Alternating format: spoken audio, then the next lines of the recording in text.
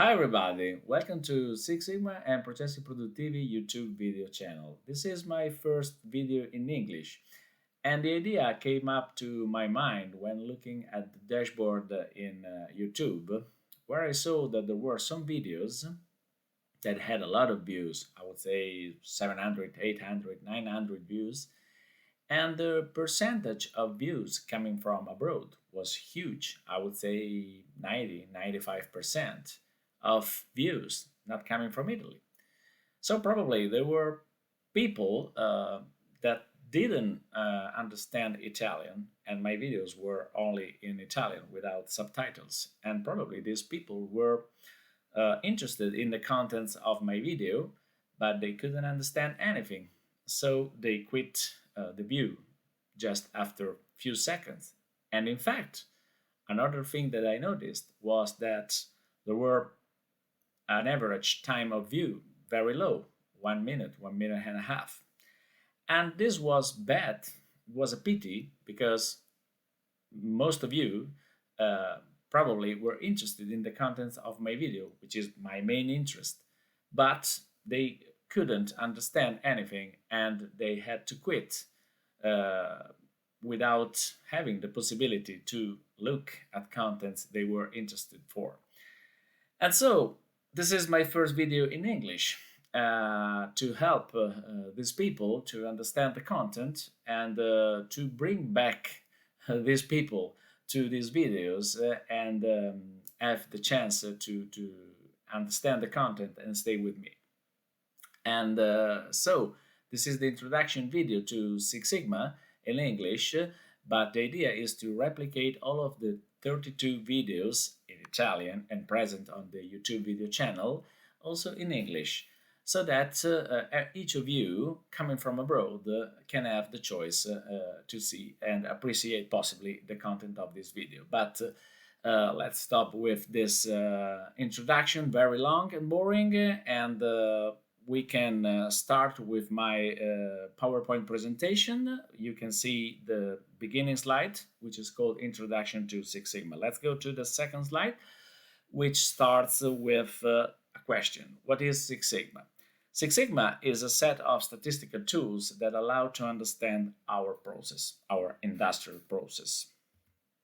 What means understand? Understand means get numerical data from a process, and you can see here a chart. A chart where you can see 10 numerical values. And we have 10 samples from 1 to 10. These samples can be 10 plastic parts generated by my industrial process, round shaped, 10 round shaped parts. And I want to measure for example, the external diameter of each part. And so I get 10 numerical values of external diameters. Once we have got numerical data, we can plot the data. And we can see here a possible representation of a graph of these numbers. And you can see here the four crosses matching with the value of 63.2, and these four crosses are corresponding to this value, to this value, to this value, and this value. But I repeat, this is only a possible representation of numerical values in the form of a graph of our plot. Then understand means analyze charts and graphs. Analyze charts and graphs. Why? To understand what has happened to our process. Has happened doesn't have a negative meaning. We can have a process that behave normally, which means that nothing special, no problem occurred, or we can have a process that had a problem and so something has happened. Okay, with these tools we can analyze charts and graphs to see if something has happened, and if it has happened, to understand what has happened. Okay, and we also have the chance to predict what is going to happen. um, a process can behave normally, of course, but can also have a beginning of a process. A beginning of a problem. A beginning of a problem means that the process is still in a good shape, that the parts that I'm producing are still within specification. I'm not producing scraps. But if I don't intervene, if I don't act on my process, the problem from a beginning can become a real big problem generating scraps. So get numerical numbers, plotting the data, analyze charts and graphs gives us the chance to predict what is going to happen, to understand that there is a beginning of a problem, and gives us the chance to act on the process before this problem becomes a real problem. And so to act on the process before I generate scraps. What is then the target of this YouTube video channel? Is to present Six Sigma tools so that each of you will be able to analyze his her own production process to the graphs and charts and indexes obtained. And graph and charts and indexes will act as triggers or signals to make us aware of special causes that have driven the process to behave in a given mode. The process can behave in a normal mode, so no problems, no special causes, or can behave in a, I would say, bad mode, in a negative trend. So this means that there is a problem, maybe hidden, which has been generated by a special cause. And if a problem exists, this means that special causes exist. And if special causes exist, once they will have been identified, it will be easier to work focusing on the problem that makes the process deviating from a normal behavior. And so this way we can find a fast solution. But at the end, this means what? This means cost saving and scrap reduction. Why? Because if we act on the process before the problem is so big to generate scraps, we can intervene on the process before generating scraps. And avoiding scraps means cost saving. And this is very important.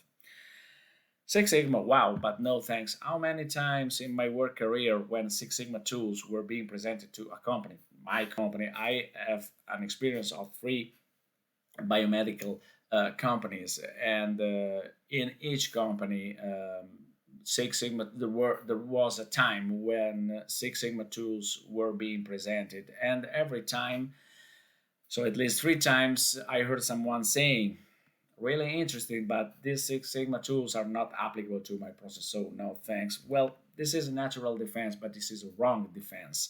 A wrong defense versus a new mindset, which is Six Sigma, that at the first glance may appear difficult and tough.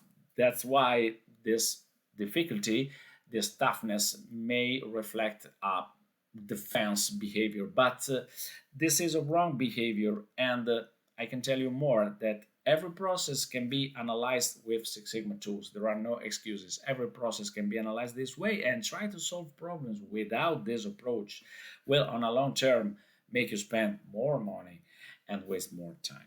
Because this is a structured, a systematic approach, and this will help you to identify and solve the problems before losing a lot of time and a lot of money. How then to approach Six Sigma tools in the upcoming tutorials? So, in a practical way, the statistical tools, this is my hope, I will try to do my best, will be presented with an easy and immediate explanation. You will realize that these tools are easier than they seem at the first glance. And I will try to make a lot of common, easy, and practical examples. Most of those used in many factories companies so that you can easily find them suitable to your needs. I have worked in three different companies. I have experience on different processes. I will try to cover all of the processes with a lot of practical examples so that each of you will apply these tools to his own specific situation so that he can find them suitable. Theory, maths, and stats, okay, but without exaggerating. We don't have to forget that our target is not to become statisticians, but to learn the tools and how to use them. This way, so learning the tools and how to use them can improve our processes by saving money and reduces scraps, as I said before. We will make use of two software that have been specifically designed for 6 application. Minitab, which is very famous all over the world, and Sampling Plan Analyzer, which is less famous but very, very useful. You will see this in the next tutorials. The software will allow us to make exercises on real cases that can occur in our processes. Real cases, I will focus on real cases, a lot of practical examples to make everything clear and easy to, to learn. What are then the topics of this YouTube channel? I will try to list them in this slide with a short explanation. We will first afford the normal distribution, which is the basis of the statistical tools to be applied to the production processes. Then we will study the fundamental parameters of inferential statistics, mean and standard deviation. When mean and standard deviation will be clear in our minds, we will study the process capability with the very famous indexes CPK and PPK.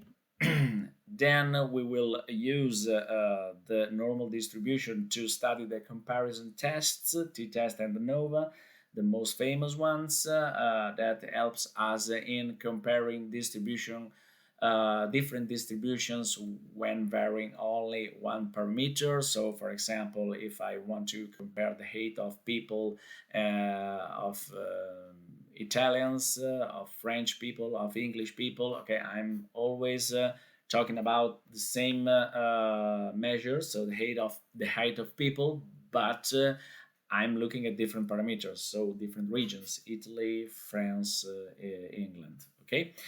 Then we have to bear in mind that we get numerical data by performing measurements, and the measurements are taken by using instruments, and there is also the interaction between the people taking measurements and the people using the instrument that can affect the measurement and introduce errors to the data gathered. Well, we have to minimize this error because we want data, numerical data that represent my process, that are reliable, okay, that they can really represent my process. So I have to minimize errors. A very important tool to minimize error is the gauge arrendar. We will dedicate a lot of tutorials to this tool, and then a lot of tutorial also on the sampling plans both in validation, talking about design, validation, design verification, process validation, and in routine production, so process.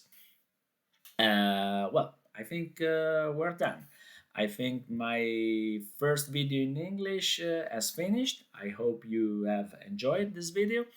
If you enjoyed this video, please put a like on YouTube, and don't forget to subscribe. And I'm referring especially to those people that were initially interested in the contents of my tutorial, but they couldn't understand anything in Italian. Now you have the chance to view again my videos and to understand the content. So I hope now you can go back to my channel and subscribe. I'm a little bit joking, but I think this is really a very important chance for me and you to meet and to get in contact talking about these topics. Well, I think I can say you hello.